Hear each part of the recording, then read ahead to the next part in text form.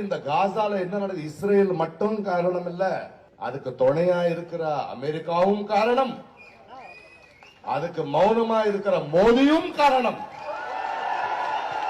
இந்த மாதிரி மனித நேயத்திற்காகவும் மனித விடுதலைக்காகவும் பயன்படாவிட்டால் நாங்கள் பிரபலமான நடிகர்களாக இருந்து ஒரு மயிருக்கு கிடையாது.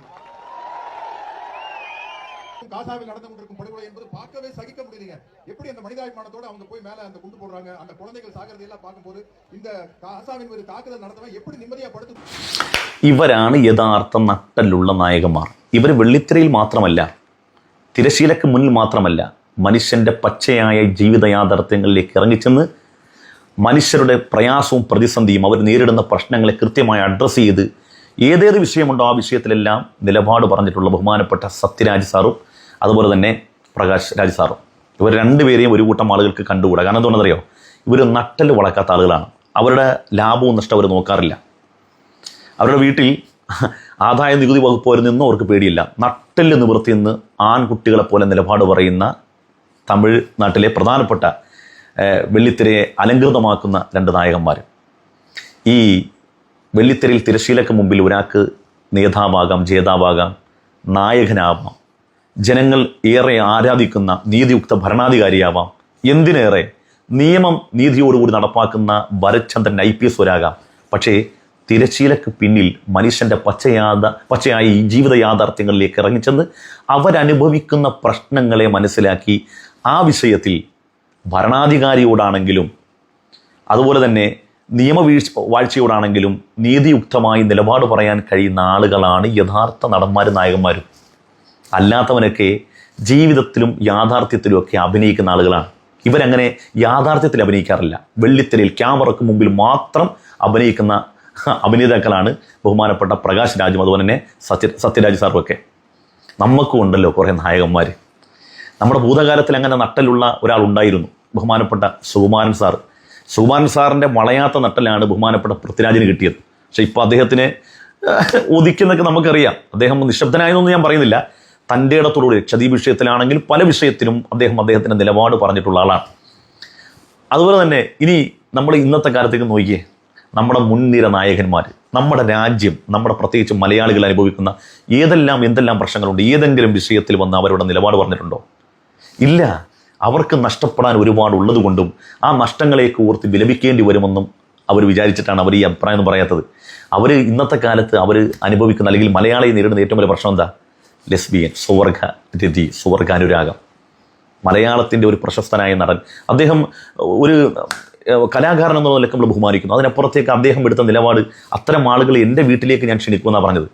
കേരളത്തിലെ ഓരോ അച്ഛനമ്മയും ഒരിക്കലും നമ്മുടെ വീട്ടിൽ അങ്ങനെ ഉണ്ടാവരുത് എന്ന് ആഗ്രഹിക്കുന്ന, നമ്മുടെ മക്കളാരും അങ്ങനെ ഉണ്ടാവരുതെന്ന് ആഗ്രഹിക്കുന്ന, പ്രാർത്ഥിക്കുന്ന അത്തരം ഒരു കമ്മ്യൂണിറ്റിയെ അവരെ വളർത്തിക്കൊണ്ടുവരാനും പ്രോത്സാഹിപ്പിക്കാനും ഒക്കെ ഒരു മുൻനിര നായകൻ അതിനുവേണ്ടി പാവിരിക്കുമ്പോൾ ഒന്ന് ആലോചിച്ച് നോക്കിയേ.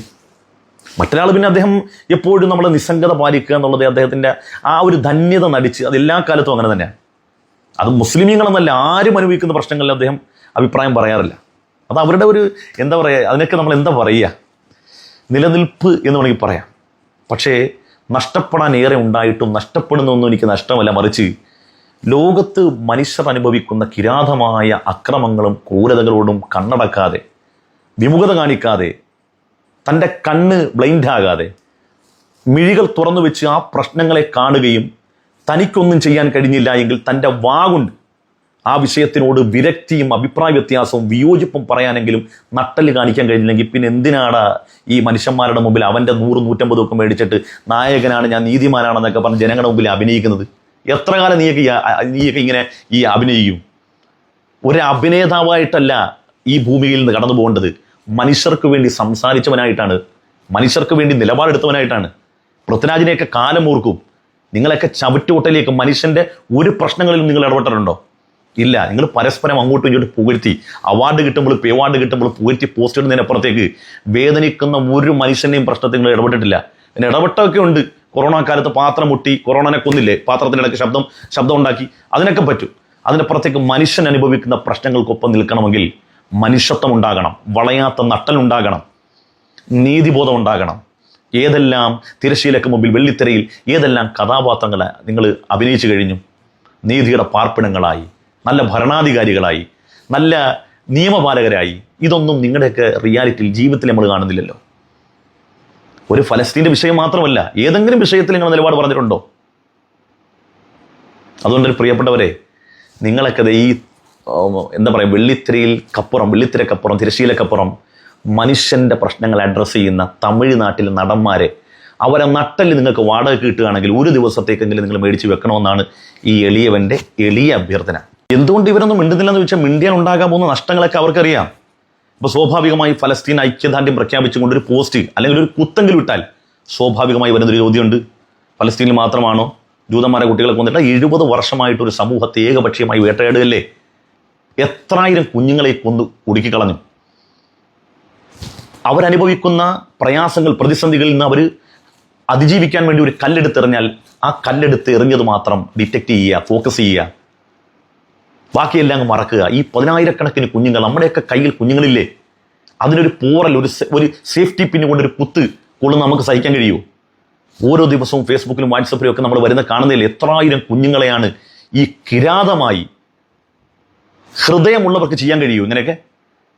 ഈ കാഴ്ചക്ക് മുമ്പിൽ താഴെ ഈ നമ്മുടെ നാട്ടിലെ ചില സംഘപരിവാറിൻ്റെ പ്രവർത്തകർ, പ്രത്യേകിച്ച് എടുത്തു പറയണം, അവരെ ഈ സംഘപരിവാറുകളെക്കാൾ ഏറ്റവും മൃഗീയമായ സ്വഭാവമുള്ളവരാണെന്ന് വെച്ചാൽ ഈ ക്രൈസ്തവ സമൂഹത്തിലുള്ള ക്രിസംഖി വിഭാഗം എന്ന് പറയുന്ന ഒരു കാസ വിഭാഗമുണ്ട്. അവരൊക്കെ എഴുതുന്ന കമൻറ്റ് കാണണം, ഇവരെ ലോകത്തും തുടച്ചു തീർക്കണം. നീയൊക്കെ ആശിച്ചിരുന്നോടാ ഇത് തുടഞ്ഞു മാറുമെന്ന്? നീയൊക്കെ ആശിച്ചിരുന്നോ? ഞങ്ങൾ പ്രതീക്ഷിക്കുന്നുണ്ട് ഇൻഷാ അള്ളാ. നിങ്ങൾ പരിഹസിക്കാറുണ്ടല്ലോ, പലസ്തീൻ എന്താ ഷേബ് പലസ്തീൻ ചിരിക്കാതെ ലോകം അവസാനിക്കത്തില്ല. എടാ, ഈ ഫലസ്തീനിലെ ഒരു പ്രധാനപ്പെട്ട വ്യക്തിയോട് ചോദിച്ചു, ഒരു ഡോക്ടർ ചോദിച്ചു, അമേരിക്കയിൽ നിന്ന് ഒരു ഡോക്ടർ ചോദിച്ചു, ഇനിയും ഈ വിശ്വാസം കൊണ്ട് നടന്നിട്ട് എന്ത് കാര്യം എന്ന് ചോദിച്ചപ്പോൾ അവർ പറഞ്ഞെന്തറിയാം, ഈ വിശ്വാസമാണ് ഇനിയും മുന്നോട്ട് പോകാൻ ഞങ്ങളെ പ്രേരിപ്പിക്കുന്നത്. എടാ, ഫലസ്തീനികളല്ലാത്ത ഏതെങ്കിലും ഒരു സമൂഹമാണെങ്കിൽ ആത്മഹത്യ ചെയ്യത്തില്ലടാ. ഈ പൊടിപടങ്ങൾ, തകർന്നു കിടക്കുന്ന ബിൽഡിംഗ് കൂമ്പാരത്തിനിടയിൽ, എന്തിനേറെ ശ്മശാനങ്ങളിൽ കിടക്കുന്ന മയ്യത്തുകൾ, മൃതശരീരങ്ങൾ പോലും ബോംബിങ്ങിൽ പുറത്തേക്ക് പോകുന്ന ഈ മൃതശരീരങ്ങൾ ഇടയ്ക്ക് ജീവിക്കുന്ന മനുഷ്യർക്ക് ഇനി എന്തിന് മുന്നോട്ട് പോകണം? ആ പ്രതീക്ഷയും പ്രത്യാശയൊക്കെ അവസാനിപ്പിച്ച് അവർക്ക് ആത്മഹത്യ ചെയ്യാൻ തോന്നുന്നുണ്ടോ? ഇല്ല. എന്തുകൊണ്ട്? അവരെ സംബന്ധിച്ച വിശുദ്ധമായ ഖുർആൻ അവരെ മുറുകെ പിടിക്കുന്നവരാണ്, അവർ നെഞ്ചേറ്റിയവരാണ്. അവർക്കൊരു ലോകം വരാനുണ്ടെന്നും ഇവിടെ അദ്ദുനിയ സിജുനുൽ മുഅ്മിൻ, ഇത് വിശ്വാസിയുടെ ജയിലറയാണ്, മരണാനന്തരമാണ് യഥാർത്ഥ ജീവിതം തുടങ്ങുന്നതെന്ന് ഹൃദയം കൊണ്ട് നെഞ്ചേറ്റിയ ഒരു സമൂഹത്തെ നിങ്ങൾക്ക് തോൽപ്പിക്കാൻ കഴിയുമെന്നോ? നമുക്ക് കാണാടാ. നീയൊക്കെ ജീവിച്ചിരിപ്പുണ്ടെങ്കിൽ നമുക്കിതൊക്കെ കാണാം ഇൻഷാ അല്ലാഹ്.